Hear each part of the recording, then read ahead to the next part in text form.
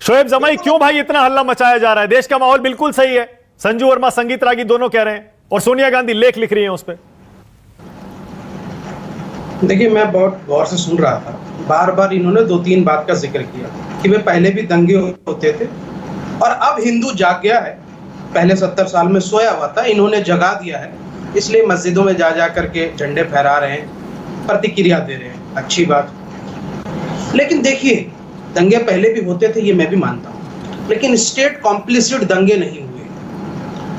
कभी इन दंगों के बाद नहीं सुना था कि उस राज्य का कोई होम मिनिस्टर ये कहता हो कि ये तो क्रिया की प्रतिक्रिया है और ये हो रहा है तो सही हो रहा है, यानी जस्टिफाई कर रहे हैं दंगों को।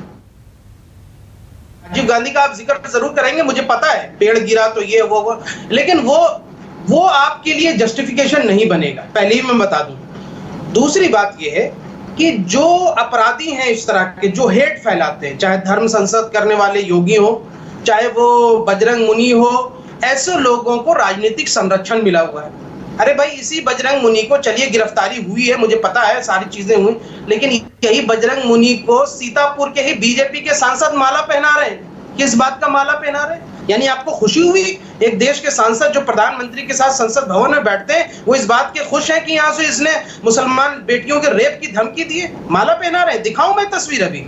दूसरा, यही इनका जो धर्म संसद करने वाले जितने भी लोग थे, जिन्होंने अभी आलोक जी ने जिसका जिक्र किया, ये क्या यहाँ से उत्तराखंड के मुख्यमंत्री के साथ उनकी तस्वीरें नहीं है? वो उनको गुरु मानते हैं। नरसिंहानंद को जेल में डालने के बजाय उनके लिए आपने कमजोर केस लड़ा, विरोध नहीं किया बेल का, और ऊपर से उनको यहाँ से आपने सुरक्षा मुहैया कराया हुआ, दोबारा से फिर से नफरत के जहर पर। तो जहां जहां जो लोग मुसलमानों के खिलाफ हेट स्पीच दे रहे हैं, उनको इन्होंने संरक्षण दिया है, राजनीतिक संरक्षण और बढ़ावा।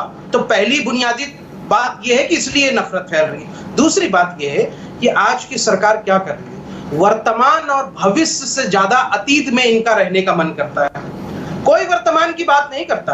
वर्तमान के जो जन समस्याओं के जो प्रॉब्लम्स हैं, लोगों की छोटी छोटी जिंदगियों के जो मसले हैं, उसके बजाय, या फिर फ्यूचर में जो हमारे यूथ के जो एस्पिरेशंस है, उस पर हमारा फोकस ना हो करके आज की सरकार का फोकस भविष्य पर है। कुरेदते हैं वहां से कि औरंगजेब ने ऐसा किया था तो आज के मुसलमानों से बदला लेंगे, बाबर ने ऐसा किया था तो आज के मुसलमान दुश्मन, शोएब जमाई, और यहाँ से शोएब जमाई 1990 में ऐसा हुआ तो आज के मुसलमान दुश्मन। नहीं, मैं पूरी बात कर रहा हूँ। मुझे पता है इस देश में आजादी से पहले अंग्रेजों ने नफरत फैलाई, देश को बांटा है, तोड़ा है, नफरत फैलाई है, लेकिन कांग्रेस ने पिछले 70 सालों में इन तमाम जात धर्म के लोगों को जोड़ा है। दंगे भी हुए, लेकिन बहुत जोड़, कल्चरली जो डिफरेंट थे उनको भी जोड़ा।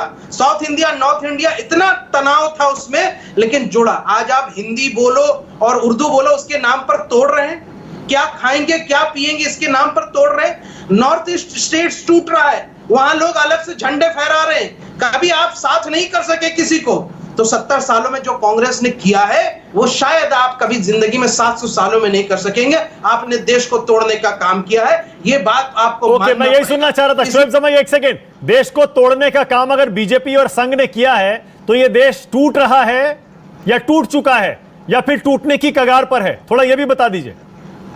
देखिए, एक स्पष्ट खाई तो जरूर दिखने लगी है। जब प्रधानमंत्री जी संसद से देश को साथ जोड़ने की बात करते हैं, मैं प्रधानमंत्री जी की इसलिए बहुत इज्जत करता हूं कि मैं पर्सनली उनके बहुत सारी चीजें सुना हूं जफर सरेसवाला से, कि उन्होंने कितना सारा काम किया, कई मुसलमानों के लिए भी और बहुत मदद की। लेकिन मुझे ऐसा लगता है कि जो प्रधानमंत्री की जो विजन है देश के लिए, उसको रिप्रेजेंट करने के लिए कोई अच्छा प्रवक्ता या कोई अच्छे लोग जो आते हैं, वो पलिता उस पे जो है मिट्टी फेर देते। नहीं, आप जवाब नहीं दे रहे। नहीं, आप जवाब नहीं दे रहे। एक सेकंड, ना, देश टूट रहा है, टूट चुका है, टूटने की कगार पर है।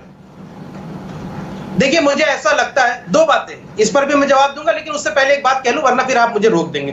पहली बात तो मैं ये कह लूं कि अभी संजू वर्मा मुझसे कह रही थी कि देखिए शोएब जमाई बैठे हुए, ये संविधान को नहीं मानते, इनसे पूछिए देश और ये। अरे भाई, जब सबरीमाला का डिस्कस होता था ना, उस वक्त आप प्रवक्ता नहीं बनी थी, हमारे साथ डिस्कस होता था और मानक जी भी होते थे।